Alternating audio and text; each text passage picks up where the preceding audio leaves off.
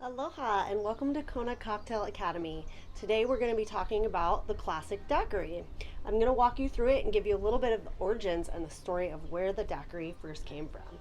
The origins are that it first appeared in Cuba, and obviously lime, sugar, rum, all in the same place at the same time. Somebody was destined to put it together. It was first found in Cuba. It was first made popular in the 1940s. The Americans and Latin America signed the Good Neighbor Deal, which enabled us to get rum easily. And it was the fashion to do so. So rum drinks became very popular. The daiquiri was also romanticized by Hemingway, who used to drink them in Cuba at a little bar called La Florita. He liked his daiquiris with a maraschino liqueur, which is made from cherries. And the rumor is Hemingway was diabetic, so he had his daiquiri with maraschino in it instead of sugar and a dash of grapefruit juice. I've seen them served with mint as well, but not muddled into the drink, just used as a garnish. And I usually like a Hemingway daiquiri over ice on the rocks, but it'd be delicious served up or frozen as well. The other kind of daiquiri that you would see besides a classic daiquiri is a fruit daiquiri. And everybody's kind of used to seeing strawberry daiquiris in the glasses that look very tropical, the hurricane glasses. And you see them in all different colors. You see banana daiquiris and mango daiquiris and passion fruit daiquiris and the strawberry daiquiri. There's even drinks like the Miami Vice where they mix a strawberry daiquiri with a lava flow. But today we're going to concentrate on the as close to the original recipe as you can get, and that is, the classic daiquiri, which is served actually up in a stemware glass, either a coupe or a martini. This glass is kind of in between both, a coupe or a martini, because it's rounded a little bit. And that's what I'm going to be using today. My ingredients are super easy. This is what's called a grandfather recipe. So, a grandfather recipe is a drink recipe that many, many other drinks are based upon. And that's why I started with the daiquiri today, because so many drinks start with citrus, something sweet, and a spirit base. And that's exactly what we're doing today. You have so many different choices in the way that you can compose your cocktail. You can use a white simple sugar, or like today we're going to use a turbinado simple sugar, which brings a little bit more caramel and depth of flavor to the finished product. You can choose what kind of limes. Is it a key lime? Is it a traditional lime? Tahitian lime? These are beautiful organic limes from the Big Island that we're going to be using here today, and I have picked the ones with the most juice in them. I can feel that I can make exactly what I need for one drink out of this one lime. Actually, I could make two daiquiris out of that, because each half of that lime is going to be about a half ounce of lime juice. As far as rums is the wild, wild west of spirits. There's so many different kinds from so many different places. There's rums that are made from the byproduct of sugar, which is molasses, and that's most rums. There's also something called an Agricol Rum, and that's what we're going to be using today. My favorite, Agricol Rum from the island of Oahu.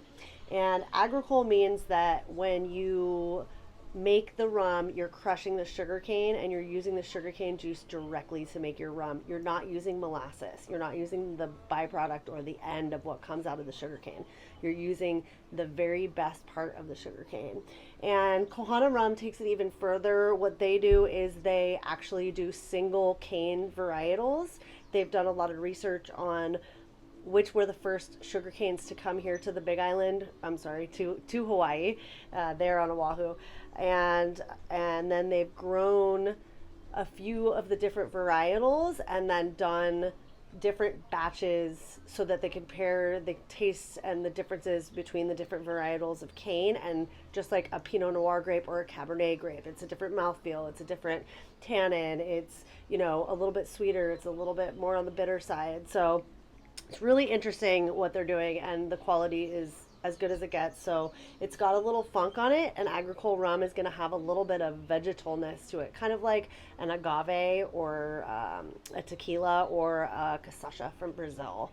It's going to have a little funk on it, which once mixed into a cocktail becomes, extra texture and layer and defines it from a cocktail made with a rum that doesn't have a unique taste. So those are our three ingredients. We're gonna build the drink. We're gonna start off building any drink. Usually I like to start off with the non-alcoholic bits of a drink, because if I make a mistake, then no harm, no foul to my pour cost. I always use this measured jigger. I don't like the flip ones. When you do high volume cocktails, this thing is so convenient because you can pour a half ounce on top of 3/4 ounce on top of 1 ounce. You don't have to dump the jigger every time. And once I got used to it, I can't go back. So I'm going to build in my jigger, and I'm going to take my half lime first. I just got this really amazing new Damascus paring knife. Super excited for that little jewel of a tool. This is my citrus juicer. So you cut the lime in half, and then you place it upside down, and then you squeeze it. This one is made for a lemon, but I find the lemon one is perfect for most limes, and lemons kind of I can squish in there. So I'm gonna do a half an ounce of lime juice, which is, this is perfect half ounce.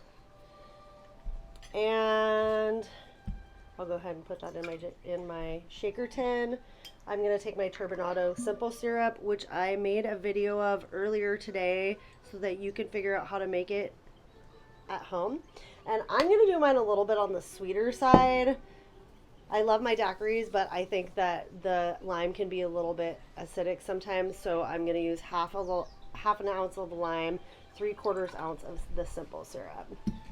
And then my beautiful Kohana, and this is the Kea varietal. So Kea means white in Hawaiian, like snow, or like Mauna Kea, the mountain with the snow on it. And so I'm going to use this Kea varietal, and I'm going to go ahead and use 1.5 ounces of that. And you can see that this is actually my personal bottle. And I have drinking it all the way down to here because it's delicious, and I highly suggest you try it if you are in the islands. They also have a beautiful distillery that is an amazing place to visit if you'd like to do a distillery tour if you happen to be visiting Oahu. So I'm gonna now take some ice, and I have an ice mold, so I do these little square large formats. They're not huge, but they're like 1 inch by 1 inch, which I like. I take the other half of my shaker tin. I'm gonna go ahead and tap it in. And then we're gonna go ahead and give it a shake. So you wanna make sure that you've got enough ice to here to give it some weight and to really move the liquid around equally and get it all nice and cold. So here we go.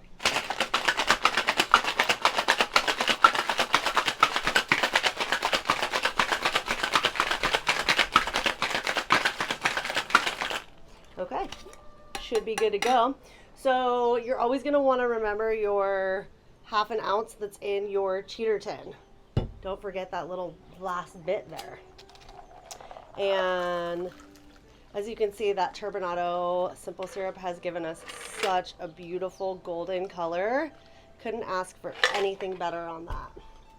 And to garnish it, we're going to go ahead and use from that same lime we cut.